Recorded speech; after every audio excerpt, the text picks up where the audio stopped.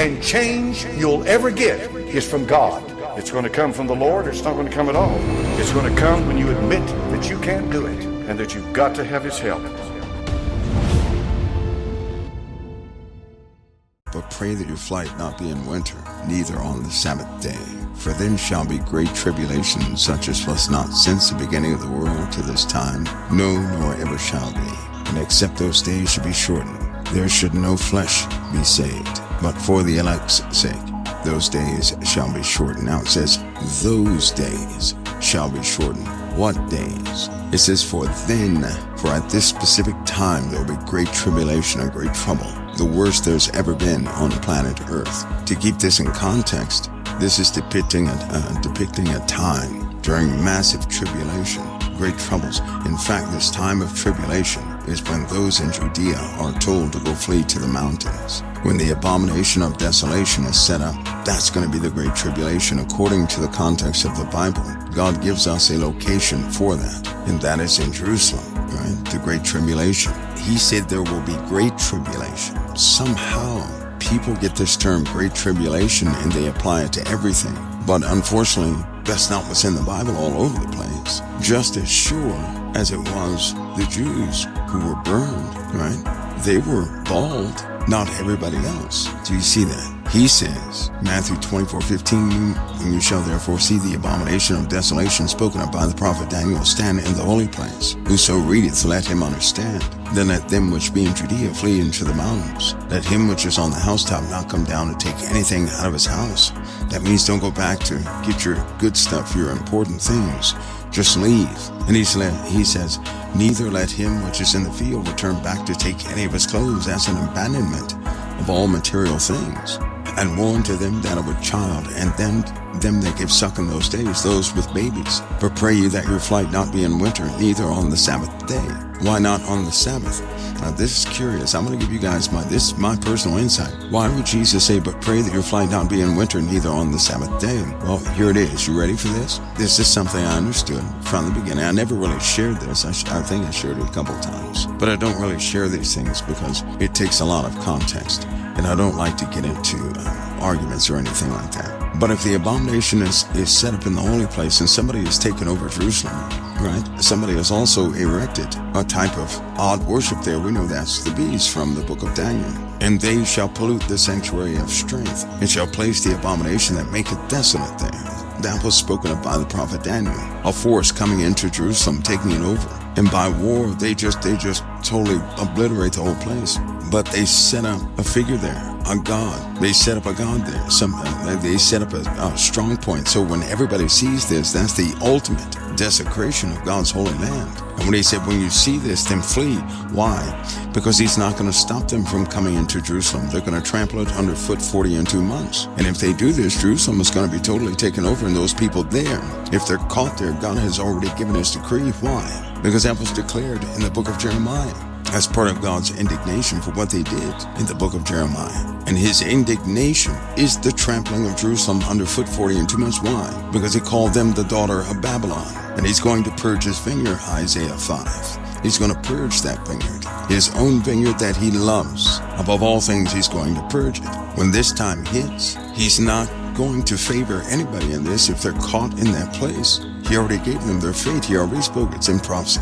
He's not going to adjust it. He said, no, would he repent of it? That's why he told them which be in Judea, flee into the mountains. He said, run, because I'm not going to withdraw this sentence upon you. Run. He's going to allow these people to come in there and totally obliterate anybody who's in that place. So he says, run. And he says, woe unto them that are with child, to them that give suck in those days, but pray that your flight not be in winter, neither on the Sabbath. Why? Because if they set up worship of a God whose fathers, right, nobody knew, a strange God, well, he magnified and increased with glory, with gold and silver and all this stuff. He's going to do that in Jerusalem, which means the Sabbath day is going to be some sort of a weird holy day. And if they get caught doing anything on the Sabbath day, that's going to be instant death. He won't permit worship of the Most High in that place anymore. And they worship on the Sabbath. So if they get caught on the Sabbath, they're bound by their faith to give thanks to God, to worship, to keep that day holy. But if that happens in sight of the beast who's now in that place, they're going to die. So he says, run. When they see this set up, he says, run. And he says, and except those days be shortened, there should no flesh be saved. Now, also Matthew 24:21 says that these are the days that are great tribulation, such as was not since the beginning of the world to that time, nor ever shall be. And in the book of Daniel 11 and 12, it talks about these days being the worst that there were. And he says, for the elect's sake. He says, if God didn't cut time short, what time? That time. The time of this siege, the time of this trouble, the time of the setting up of the abomination of desolation. If he didn't set that time, cut that time short, no flesh would have been saved. That means no life would have been found there. That means nobody would have been found. But he says, for the elect's sake, those days shall be shortened. And those days implies the days of what? Matthew 24:21. For then shall be great tribulation, such as was not since the beginning of the world, to this time, no, nor ever shall be. He'll cut those days short. Why? Because he abruptly ends the siege. In 42 months, power is taken away from the beast to have his dominion in that area. That's clear in the book of Joel. All of it goes together. That's clear in the book of Joel. But he cuts that time short, meaning the time that the beast desired to rule in that place, God says no more. God has a time limit on it. When he evokes that time limit, when he enacts that time limit, that's it. Then God makes the difference, because once his indignation is fulfilled, once his prophecy that he personally put upon his own people, once that is fulfilled in that place, that's the end of that. Now, you have to continue to read so you can have all of this in context. This will not happen all over the world. I don't believe that. I don't believe this is going to happen all over the world, because at that same time, people are going to be praying between the porch and the altar. It was said to call a solemn assembly. Let's continue. And it says, then at that time, when this happens, if any man shall say to you, lo, here is Christ, or there, believe it not. You see that? That's after this time of massive and great trouble. And he goes on to say, for there shall arise false Christs and false prophets, and shall show great signs and wonders, and so much that if it were possible, they shall deceive the very elect. So during that time, right after this great troublesome time, God puts an end to it before the beast thinks he's done. He puts an end to it. He says, behold, I have told you before. Now, right after this trouble, why would there be a caution right after this trouble to not go after false Christs? Because it will be a time, a hopeless time, as explained in the book of Daniel, Isaiah, Ezekiel, in the book of Jeremiah, right? It'll be a hopeless time. It'll be a time where God's people have taken the grunt of the blow from the beast. And then that's when saviors normally pop up saying, here I am. I'm the one who ended the trouble. Or it was my prayer that ended the trouble. But we know the truth, that God put a time limit on it. And you'll still have false ones rising up, which means there's a devilish and devil's influences in this place, all around this place, ready to deceive people. Just because the reign of the beast at this specific time ends in that place does not mean that evil is all around. So God will cut that time short according to who? To whomever is going through that. So it's not like the whole world is going to experience a shortening of time that way. God will cut the time short. When God cuts time short, he doesn't do so for himself. He does so for us. When you're in trouble like that, time stops. When you're in an unfavorable condition, time lingers, doesn't it? It seems like it goes on forever so long as the trouble goes on forever. God will cut that time short. He specifically said that time, not all time, but that time short. I'll read it again. He says, for then shall be great tribulation, such as was not since the beginning of the world to that time, no, nor ever shall be. And except those days should be shortened, there should no flesh be saved. But for the elect's sake, those days shall be shortened. What days? The days of the siege of Jerusalem. And if you want to know about those days, all you have to do is flip to Daniel 11.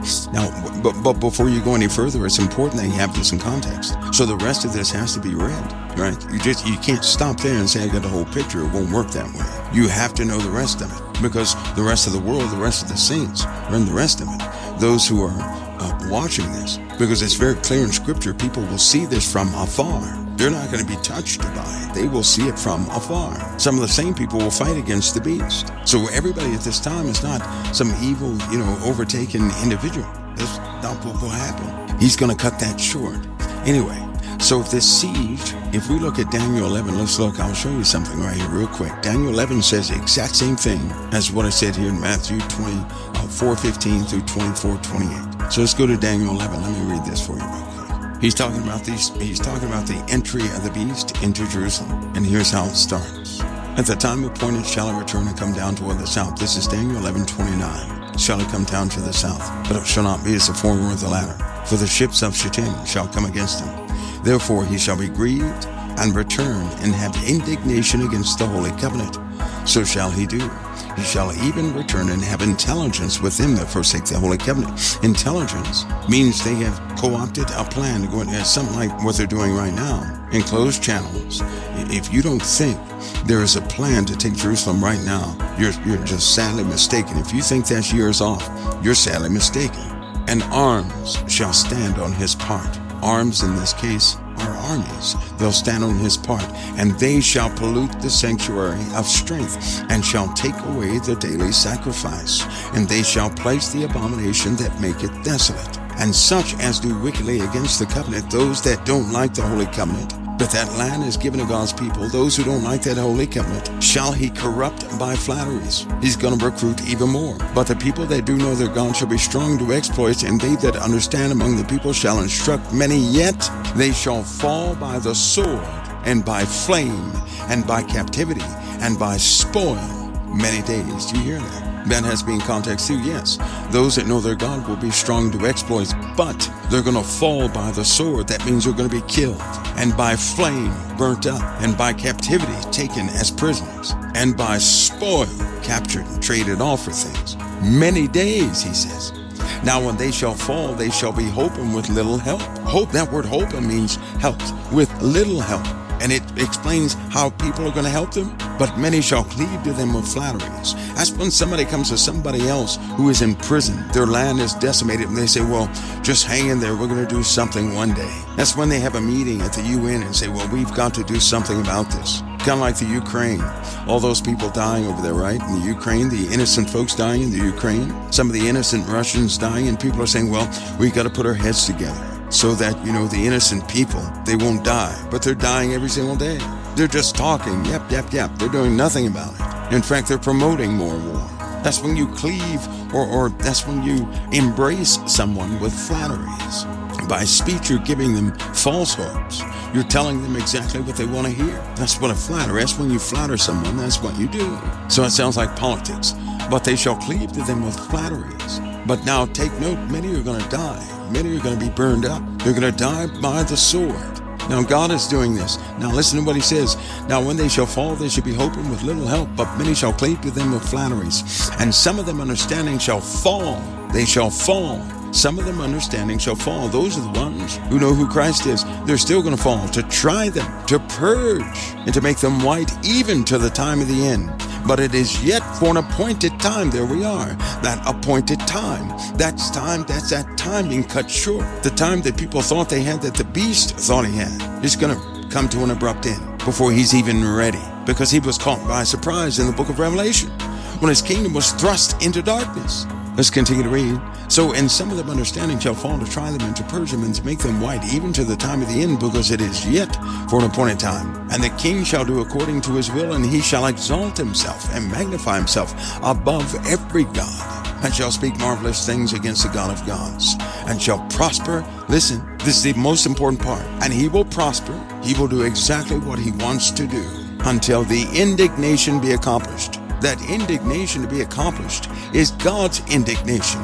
God is the one allowing the beast to get away with this in the first place. If God had no indignation, this would never happen. You have to understand that. It's because of God's indignation this happens in the first place. And it's not going to happen all over the world because God said it won't. He said it's going to happen in this place. For that is determined shall be done. That's our Father's statement. For that is determined shall be done. You see that? This is something God decreed in the book of Jeremiah. Something he said he would not repent of. Something he said he won't be satisfied until this happens. Now listen, this thing, neither shall he regard the God of his fathers, nor the desire of a woman, nor regard any God, for he shall magnify himself above all. So if he's not going to regard the God of his fathers, or any God, then it's not Allah, is it? It's not Allah. It's not anything we know of. It's a brand new one.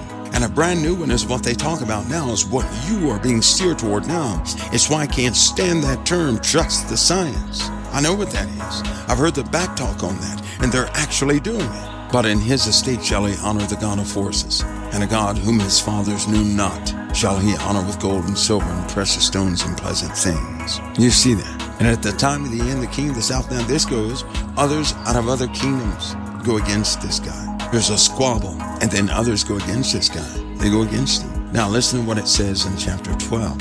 And at that time shall Michael stand up, the great prince, which standeth for the children of thy people. Remember, this is Gabriel talking to Daniel. And there shall be a time of trouble such as never was since there was a nation, even to the same time. And at that time thy people shall be delivered, every one that shall be found written in the book. There it is. That's our Father cutting all that time short. Do you see that? There's going to be a time of trouble, but then all of a sudden, right? Do you also know what this is? Do you guys know what this is? Anybody know what this is? This is when the mystery of God is finished. This is the last trump. I hope you know that. Oh boy, it gives us such context here. Many of them that sleep in the dust of the earth shall awake. The dead shall rise first. Some to everlasting life, some to everlasting shame and contempt. And they that be wise shall shine as the brightness of the firmament. That wise means those who have the wisdom of God's word. Those who taught. Only the wise teach. So they're gonna shine as the brightness of the firmament. That's a physical change. They're gonna go through a change in the twinkling of an eye. They're gonna go through a change. And they that turn many to righteousness, they're gonna shine as the stars forever and ever. This will be before all who live at that time. Before all, they're going to change in a twinkling of an eye, a brand new form. This is it. This is the time everybody waits for. Unfortunately, Daniel is left off when people start talking about this time. But it says, but thou, O Daniel, shut up the words and seal up the book, even to the time of the end. Many shall run to and fro, knowledge shall be increased. This is that time in context. Matthew 24, Daniel 11 and 12 talk about the exact same thing. Time being cut short, it's God's interruption of the whole thing. Remember, no one knows when the Son is sent, but we know that this is going to happen on the seventh trump. But no one knows, no one can tell anybody when Jesus is coming back. He comes at a time his enemies know not, that even we know not, only the Father knows. But we know that the Father at the last trump sends him, and the mystery of God is finished according to the book of Revelation. Those who are alive at that time, they will experience this. But as we have just read, many won't be alive at that time. Do you see that? Now, Enoch talks about the elect. For the elect's sake. The elect are clearly those who trust in the one that was hidden this entire time. The one that was to come. The Messiah. Those who believe in the Messiah. Everything will be for their sakes. Those who believe. Remember when Jesus said, you believe because you see. Blessed are those who have not seen and believe. You're the ones who struggle. You didn't see anything. You're in this world. You didn't see proof of anything. You have not walked with Christ. So you can only believe by faith. You don't have your proof. You can only believe by faith. You can only pray by faith. Don't you know that all you've been doing in sincerity for the Lord has been by faith? Because you can't do it any other way. That means you've been doing it for real. That's why you have to be careful of Satan's tongue.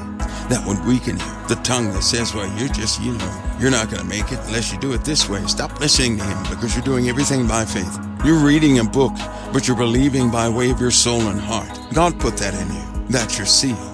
You see that. So everything is fulfilled. Angela says, I think it's when the corruptible is raised.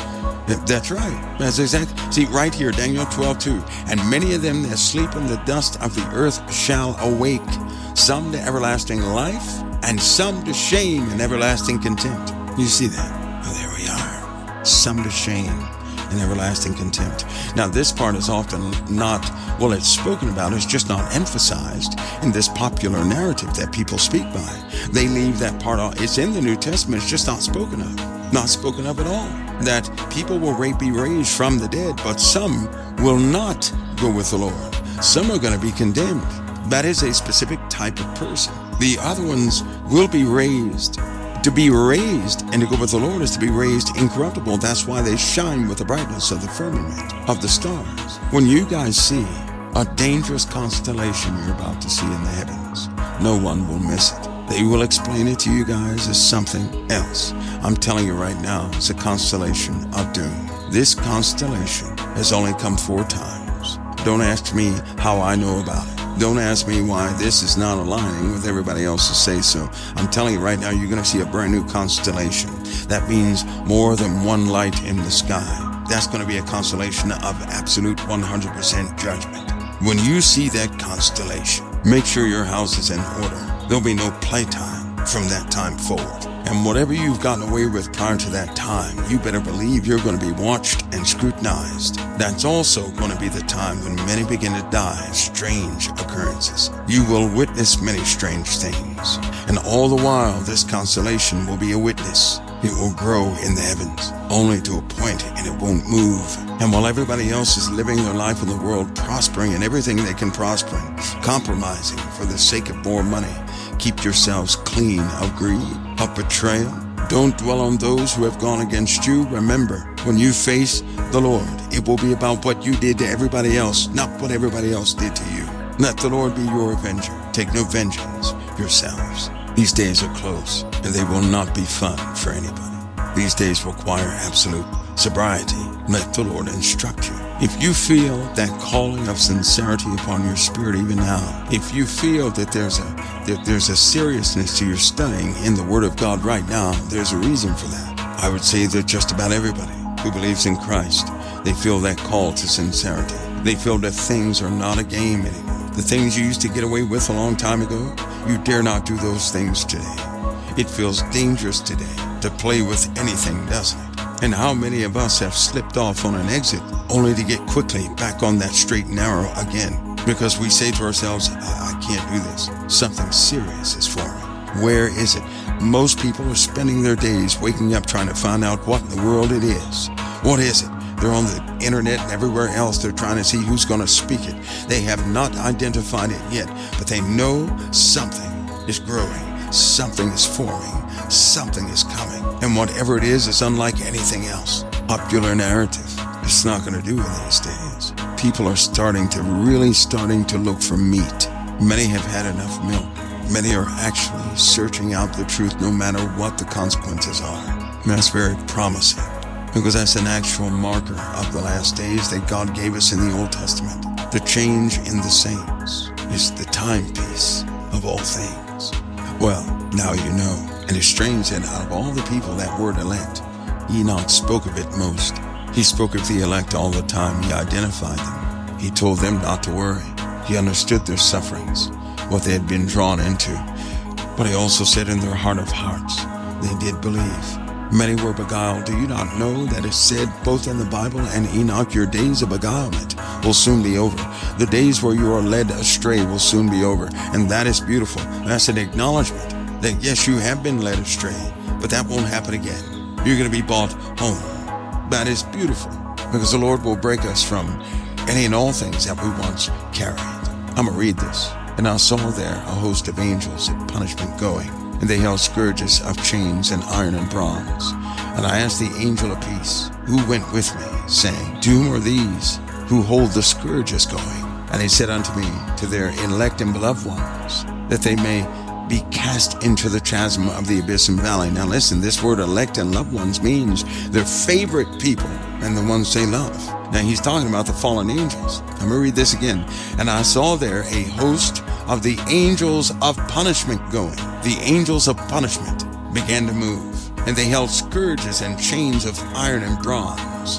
And I asked the angel of peace, who went with me, saying, to whom are these who hold the scourges going? And he said unto me, to their elect and beloved ones, to the ones they loved, to their favorite ones, that they may be cast into a chasm of the abyss and valley. That's an angel exacting the punishment to an angel. And then that valley shall be filled with their elect and beloved. And listen, these are angels of punishment, who were once friends, family with the ones who fell, going to the ones who fell to imprison them. How sad is that? And then the valley shall be filled with their elect and beloved, and the days of their lives shall be at an end.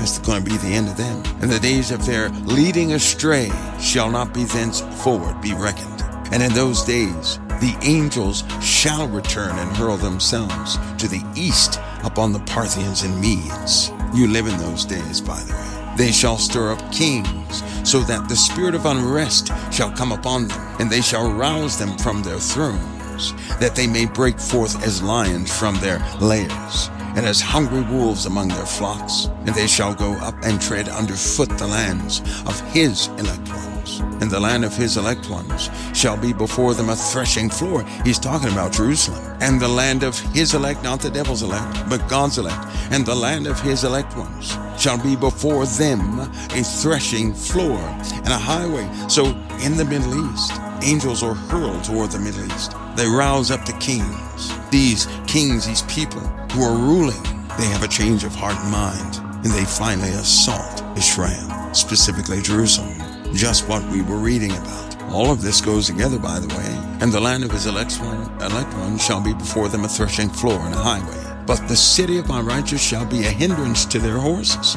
The city of my righteous shall be a hindrance to their horses, and they shall begin to fight amongst themselves. And the right hand shall be strong against themselves. Listen, their right hand shall be strong against themselves. They're going to start fighting amongst themselves. And a man shall not know his brother, nor a son his father or his mother, till there be no number of corpses through their slaughter, and their punishment be not in vain. In those days Sheol shall open its jaws, and they shall be swallowed up therein, and their destruction shall be at an end. Sheol shall devour the sinners in the presence of the elect. This is when God intercedes. The siege of Israel is over, and all of a sudden, God delivers his people. But those people who are not delivered go into everlasting shame, into bondage, into everything. We just read that in Daniel 12. It's the same thing told 1,000 different ways. When they attack Jerusalem and that city is under siege, God intervenes this time. Remember in Joel when he said, I'll look down upon my land and pity the people. Remember, that's when he intercedes. That's when he intercedes. And he cuts all of it short for the elect's sake. That's when his vineyard is thoroughly purged. So what is everybody else going to be doing in this time? I can tell you right now, just as many were bystanders in the great wars of old, so many bystanders be now. But listen to me, in your patience possess your souls, because America and Europe and all these Western places, they're dropping their morality. Their center focus is not Christ. And we too must go through a purging. Remember, Jerusalem has no ally. No one can step foot in Jerusalem so long as the USA exists, which tells you what? The USA is going to be bound up, tied up within itself. You can see the formation of that happening now. When America's hands are fighting each other, the beast will take full advantage. In the Bible, the ally of Israel is no more. Do you know that? And who is the ally of Israel? We are. In order for America to change, we're going to have to remember what morals are. All these new ways and new ideologies that have come in this land as a result of people being idle. Too much time and freedom and wealth being spoiled to the max. All of it has to be undone. America has to be acquainted with suffering again. America has to be acquainted with how rare and precious their neighbor actually is again. America's going to have to lose many things before they realize it was God in the first place that afforded them the opportunity to do what they did. And until they acknowledge them again, the trouble will not be over here. But they will acknowledge it. As God says, all lands will. And after that happens, this siege in Jerusalem will be over. It's kind of like our lives. How we start out saying yes to the Lord, and we're often led astray through many lures of the world, only to find out we should have stayed put. So we come back like prodigal sons, with a repentant heart, understanding what we did. See, it's very difficult to tell anybody they're doing wrong when their heart is full of thrills and everything else. But when everything comes crashing down and they feel the sting of their own iniquity, that's when they finally turn and say, I've messed up. Things must not go good.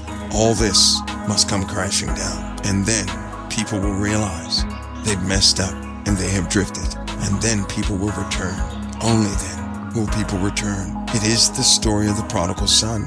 So long as he had wealth, so long as he was doing good, so long as his health held up, he was doing whatever he could do. But when it all ran out, when he began to starve, when his body began to hurt, when he found out things did not come easily, he began to look and reflect upon his life and say, look what my deeds got me. And he began to understand his ways. And when he sat there in total defeat, he said, I have no other choice but to go back to the beginning. And with his head hung low, he went back home, just simply hoping, begging, for anything to sustain him. But instead of any chastisement, there was an embrace because he came back. This is what America must do. Because in truth, these countries of wealth have lost themselves. They have drifted far from their beginnings.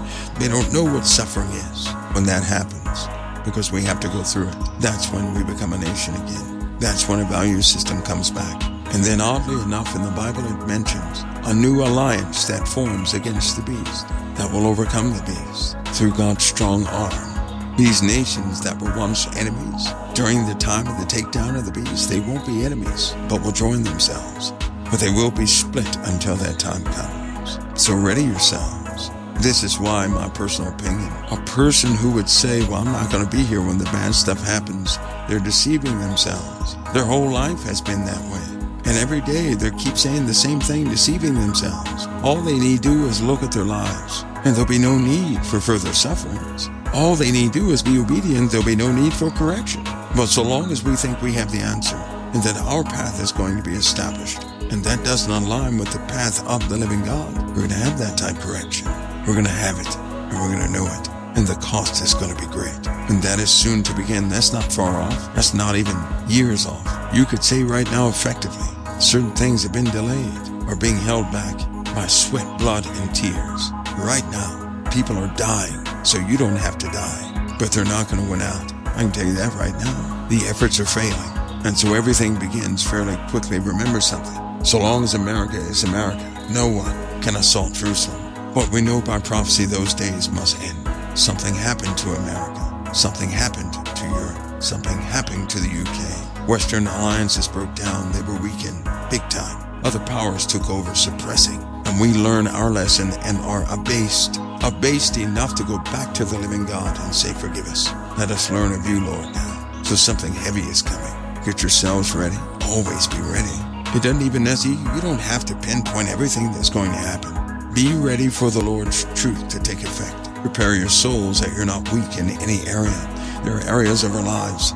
We know our own weaknesses, but have we been working to strengthen those areas we're weak in? Are we spending time looking at the corners of our ceilings or in His Word, trying to discover who God is and what He actually wants of each of us? Or are we trying to market everything we find for the sake of men's admiration?